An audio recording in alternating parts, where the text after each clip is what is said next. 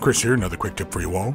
In this video, we are going to take a look at glowing eyes in a stylized approach, sort of like how we see in the comics for Cable from X Factor or X-Men, whichever version you're into.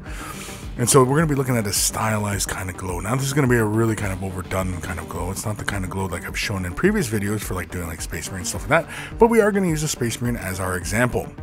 To get us started, we're going to use Fire Dragon Bright with a helping of Lamian Medium. Now the kind of glow we're looking for here is more of a yellow glow, as I was kind of torn between which kind of version of Cable and what kind of eye glow to go for. And so I figured I'd go for the classic kind of look where he has like this really large emanating kind of light coming from the side of his head.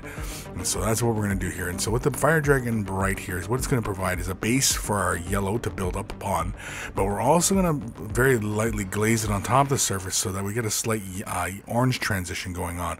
But we're not looking for too much orange at the moment to gather onto the flesh. We're only looking for this at the beginning of our base and for our light to emanate from on his head. Uriel Yellow is next, and we're going to use a little bit of Lamian Medium, thin it down just a hair.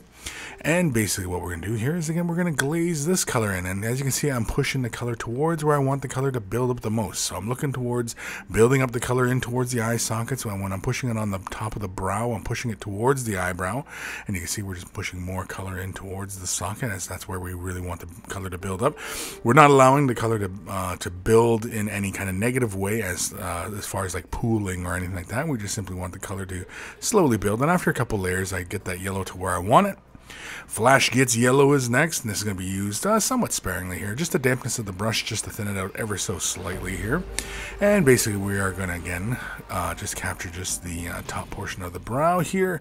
And initially I was kind of going to go for a bit of a stylized approach here, where I'd have like this kind of central spike coming up from the top of his eye, kind of pushing down from the bottom of his eye, although it kind of looked a little bit like the Star Child from Kiss, and I wasn't quite happy with that, so I decided to abandon that idea. White Scar is next. This is basically just going to be applied right into the eye, and then as I finished applying it into the eye, I started to build it up around the brow and building up onto the cheekbone as a bit of that light sourcing.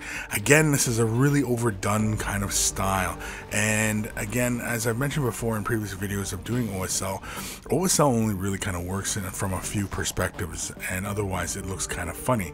And in this regards here, when we're looking at it head on, we get the impression that the light is emanating from his eye, but in other sides it almost looks like we're doing kind of like war paint or something like that on his face, as you can see here.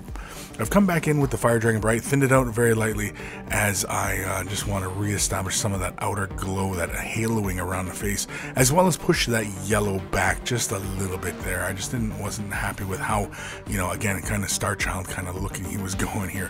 Normally whenever I do the eye glow, we don't go up on top of the brow like that, because again, it gives us this more of a stylized kind of intense kind of look to the model, and that's usually what we want to avoid. This is really kind of an overdone, blown out kind of look onto the giving us this kind of, you know, Cable kind of look, and which is obviously what we're going for here. But again, it's normally we don't really push the colors this far into the face, but here you can see once we're all said and done how we have this glow emanating from his eye. Again, the overall shadow from the lights overhead also kind of, you know, interfere with the effect, and that's something that can't be avoided. But otherwise, that is it. It's as easy as that. Don't be afraid to give it a try. Well, I hope you found that quick tip useful and informative. You can watch another quick tip today on MiniWarGaming.com's Vault. Just click on the link in the video description below to watch it right now. If you're not already a Vault member, you can sign up for a free 7-day trial. Be sure to sign up for the Silver membership, and that will give you instant access to over 1,000 painting tutorials already in our Vault. And again, thank you for watching, commenting, and subscribing, and happy wargaming.